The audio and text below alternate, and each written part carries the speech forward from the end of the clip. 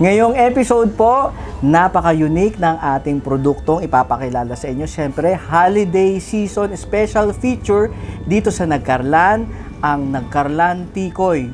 Ito po ay napaka-importante daw dito sa bawat hapagkainan ng mga taga Nagkarlan, ang Tikoy Nagkarlan, dahil ito ay nagsisimbolo ng swerte. Dumidikit daw po ang swerte. Ayan. Lalo na sa bagong taong papasok. Yan. Abundance, Yes, abundance. prosperity, at syempre yung harmony, dikit-dikit ang pamilya, Yeah. dikit-lagkit ang pagmamahal. At sila po ay nakapagpag-graduate ng 4 na anak, isang nurse na nasa Amerika na ngayon, syempre isang police, teacher, Pulis. at magiging police na ulit. At magiging pulis pa. So dalawa Dalawa ang pulis.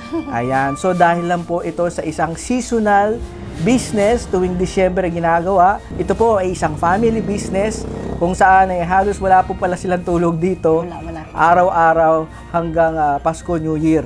Bawat season ay sila ay nakakapagluto ng more than 1,500 pataas. Depende sa dadaming parokyano na namimiss sa demand. At hopefully, through agree sa agree, mas lalo po ang dumami ang inyong mga mamimili. Hopefully.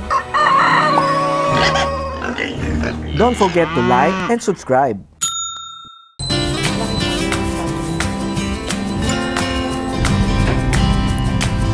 Ako po si LB Formilosa, tubong Nagkarlan, Laguna. Ako po ay may hanap buhay na konting karinderya na siyang bumubuhay sa amin po sa buong taon. At pag po dumadating ang ganitong okasyon, Pasko, mag-New Year, may kaunti po kaming hanap buhay na pagtitikoy.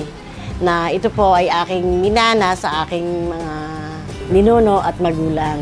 Ang tikoy talaga ay tradisyonal. Simula pa ako bata, tikoy na talaga siya. Lahat po ng mga bahay dito, talaga po sila nag-e-effort. Lahat po'y handa ng bawat tahanan dito sa aming lugar, dito sa Nagkarlan. Ito po talaga ang kinagisnan naming kalamay, ika nga, o kakanin ng aming lalawigan. At ito po ay siyang demand ngayon. Bibihira na po ang nagtutuloy. At isa po ako sa minana ko ang hanap buhay ng aking amang ito dahil gusto kong ituloy ang kanilang nakagisnang hanap buhay. Ayan. Natuto ako dahil bata pa nga po kami, nakagisna na po namin ang pagtitikoy. Ito po talaga ang number 1 kakanin dito sa aming lalawigan. Nagtaka lang po ako dahil sa kawayan ito inilalagay. At hindi ho biro ang pagluluto dahil ito ay kumukonsumo ng 8 oras hanggang 12 oras. Ganun po ang aming proseso ng pagluluto ng aming nakagisnan o tradisyonal na pagtitikoy. Sa proseso na lang, sobrang dami ng pinagdadaanan nito para ito ay magawang makrema, masarap, malambot at kaaya-ayang tingnan. Talaga namang lahat ng makakatikim, malayo man o bago man, mapapa-okay pag natikman at lasahan nila ang aming traditional na tikoy dito sa Nagkarlan, Laguna.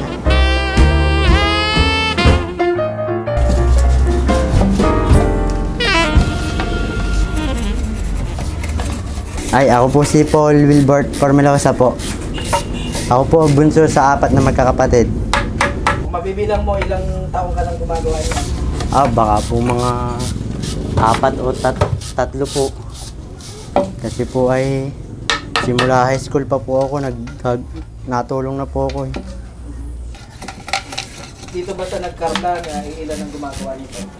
Ay, iilan po kasi sa sobrang tagal nga po nitong lutuin. Tapos lalo po ngayon, nagmahal na po mga presyo ng mga rekado, ilan na lang po ang gumagawa at madalang na din po ang gumawa kasi sa sobrang hirap nga po nitong gawaan at ang paglinis ng kawayan ay hindi basta-basta. Ako po si Mark Anthony, bali po, pinsan po ako nito. Ano yung masasabi mong mahirap sa paggawa nito? Siguro po ito lang po, pag po lang ng kawayan talaga.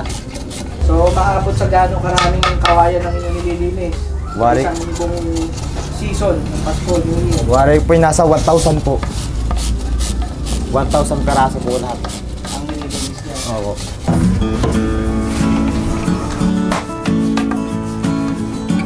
Ang kawayan kasi, yan ang pinaka mahirap kasi unang-una isipin mo paano niluto siya sa kawayan laang.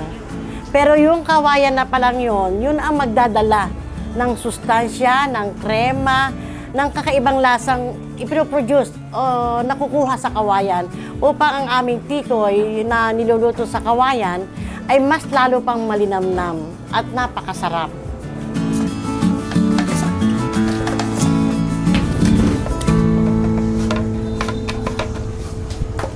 Ayan. So ito pong scoba na ito ay bagong bili. Hindi po ito gamit, ha? Gamit yan eh.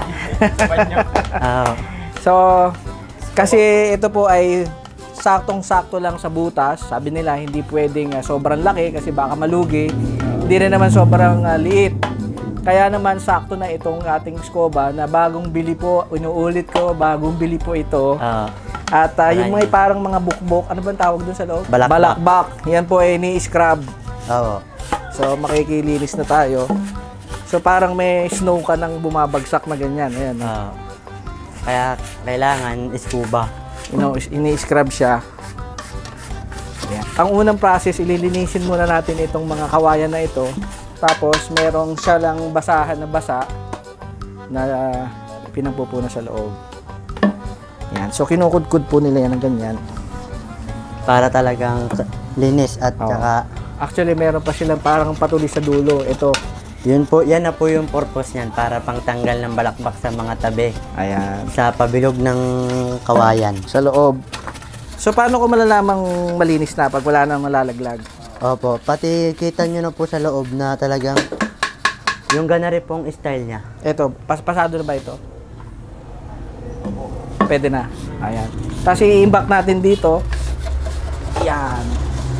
Sa ating lagayan ng Mamaya mapupuno na yan. So, sa isang gabi, minsan umaabot kayo ng gaano karami? minsan po ay 300. Ang pinakamababa po ay 3 sako. Ba? Marami. Kasi po depende po sa dala ng aming tagakuha ng kawayan. Kawayan, sa supplier ng kawayan. Oo. Ito pong kawayan na ito galing sa kanilang mga bukid.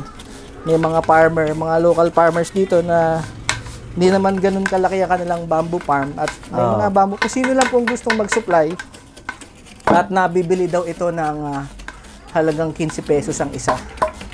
Abo. So, nakakatulong na rin po si nanay dito sa paggawa nitong produkto. Every season, merong kita din ng ating mga farmer, yung mga may bukid na may tanim na kawayan. Dahil sa haba ng kanyang pagluluto, kailangan talaga ay gatong na kahoy. Pero sa ngayon, dahil nga naging bayan na, dumami na yung bahay, so hindi na siya advisable na lutuin sa kahoy. Pero mas masarap ang luto sa kahoy. Wala kaming choice kundi talagang ito ay dito sa gas na lang lutuin.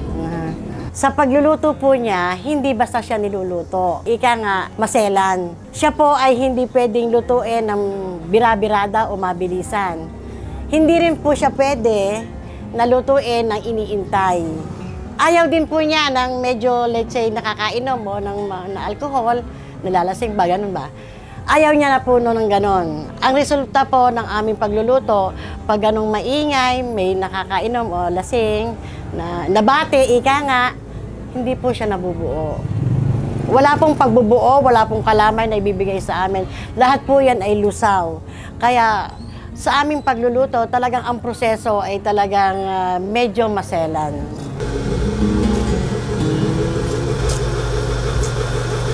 Bakit kailangan dilingin? Para maging galapong.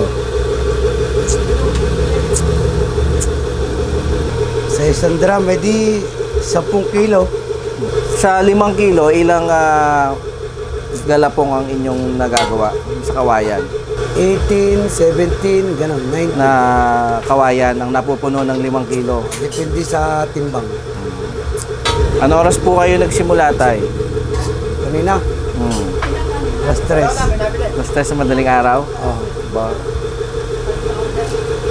Pang ilang batch na itong giniling ninyo? Patatlo.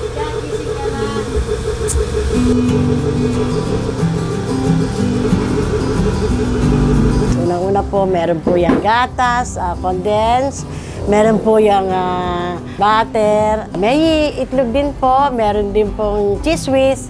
At kung gusto nyo pong maglagay ng peanut, pwede rin po. Ayan, malagkit at saka sugar.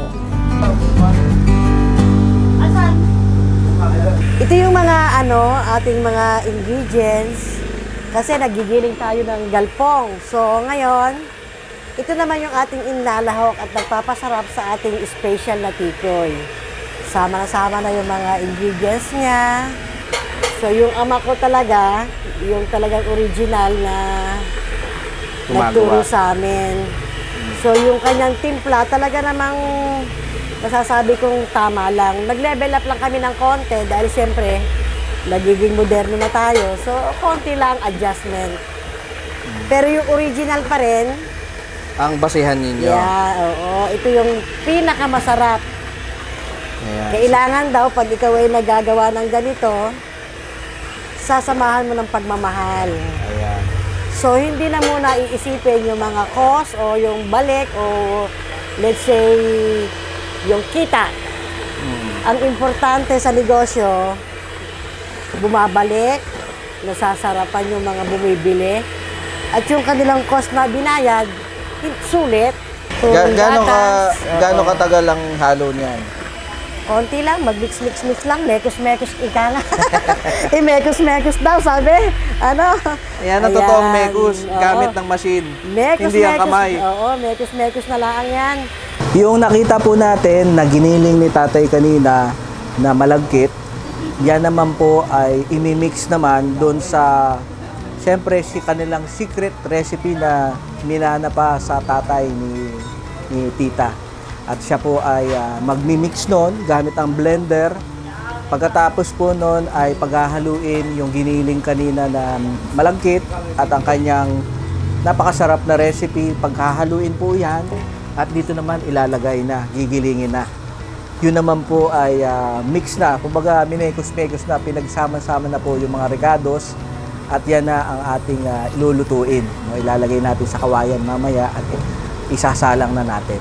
Ang kawayan kasi, iba-iba kasi ng sizes yan. Hindi namin mabibigay sa inyo kung siya ay basta namin lalagyan ng galpong. So, ang ginagawa ng aking anak, tinitimbang yung si kawayan. So, 1 kilo ang malakit, oo. Kaya po mahaba ang lalagyan po namin. Kasi po yan ng galpong, umaawas po kasi yan. Hindi po naman namin mapupuno kasi umaawas nga po siya. Sayang ang galpong. Hanggang doon lang po talaga ang sukat ng bawat isang kawayan.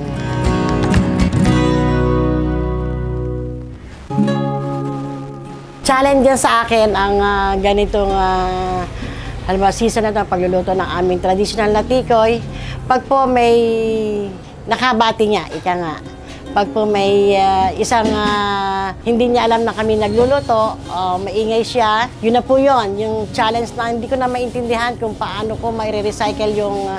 kasi hindi nga po siya nabubuo. Hindi kami makaluto ng maganda, lalo at higit pag gustong-gusto ng customer na makakuha at makabili pero niluluto pa. Gustong-gusto na niyang mabuksan o makakuha pero hindi na po siya naluluto. Yun po ang challenges namin na talagang ilang beses kami naka-encounter ng ganon na hindi na kami nakapagbigay dahil sa paghihintay niya, hindi na po siya naluto. Yun po ang kanyang ugali. Ayaw niya na siya kinukulit. Ngayon po ay hahanguin naman po namin ang aming sinalang na 2 lata. Ayan, mga ilang daan niyang meron ngayon. Ay, ito pa naman po ay 2 lata pa lang, kaya 80 pieces pa lang po ito. Ayan.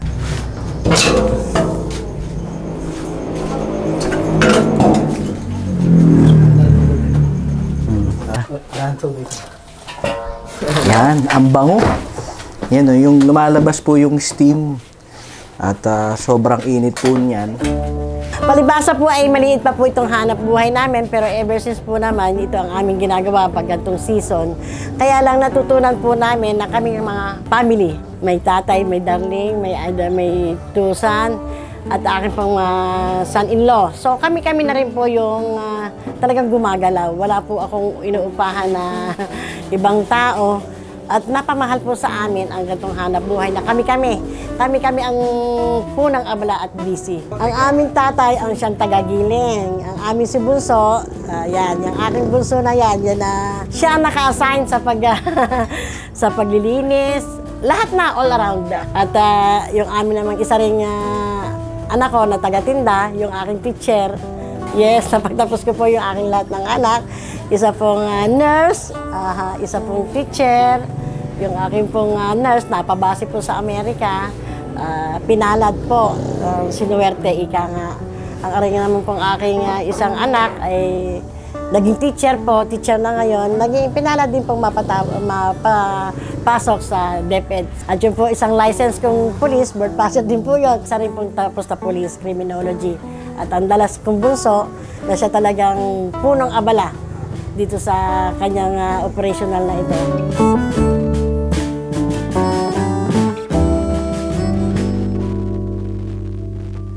Sa pagkakaalam ko, dito lang talaga yan, sa Nagkarlan.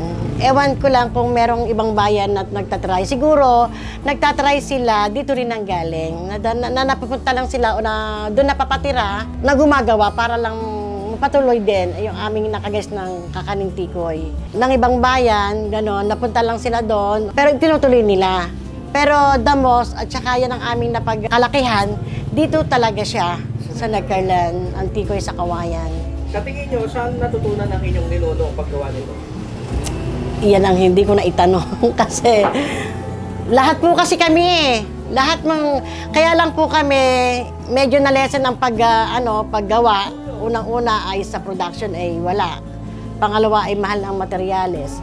Kasi yung mga ginagamit po sa pagsasalang, iba din. So, bihira na po ang may mga ganong kalan. Hindi na po sila nakakapag-afford na magawa. More or less, 1,000 plus, let's say, 1,600, 1,800, gano'n. Pero depende po. Sa isang season, maabot kayo na? Yes, 1,600. Sana nga po magawa lahat yan dahil para masuportahan namin yung pangailangan ng demand ngayong holiday season.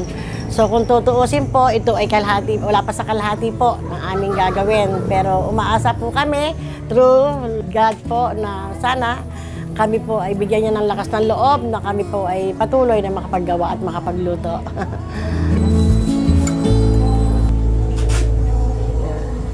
Base sa aking naranasan, bilang pamilya nga po kami, hindi kami nakuha ng ibang manggagawa. Ang amin lang po ay yung tiwala sa isa't isa. Pag ang pamilya ay may respeto, may tiwala sa bawat isa, nagagawa po ng maganda. Isamahan na natin ang pagmamahal. Pagmamahal sa ating, unang-una ay sa ating kalikasang bambo na yun ang aming pinagsisiglan. Sumusimbolo yan ng humble. Kahit anong tayog, kahit anong taas, pilit siyang bumababa at yumuyuko. Kaya sa aking mga makakapanood dito, nawa po sana'y kami inyong bigyan ng pagkakataon na inyong matikman ang aming pinagmamalaki at traditional na tikoy ng Nagkarlan. Kung kayo po ay interesadong makatikim, kami po naandito lang sa aming FB page, sa aking pong Facebook profile. Pwede niyo po akong kontakin through my messenger. Kung nais niyo pong kayo aking iluto sa mga weddings, ganon, birthday, pwede ko po kayong igawa. Pwede niyo po akong i-message doon ng personal. At bilang pasasalamat na nga din namin sa ating poong lumikha, talagang itong Kakaning Tikoy sa Kawayan ng Nagkarlan ay isang talagang blessings. Unang-una po kahit seasonal ito, nakakatulong pong mabuti sa aming finances na pangangailangan.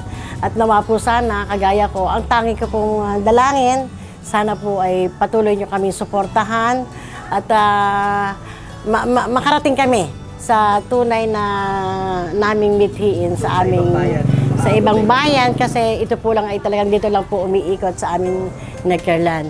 Nagpapasalamat nga po ako kay Tito J. Siya yung maglalagod. Siya po ang naging tulay ko upang maiparating sa inyo na kami ay may kakaibang produkto na sana'y pagtiwalaan po ninyong tikman ngayong holiday season. Merry Christmas po at Happy New Year! Merry Christmas and Happy New Year po sa inyo. Tikman nyo na po ang tikoy ni Tita Elvis dito sa Nagkarlan.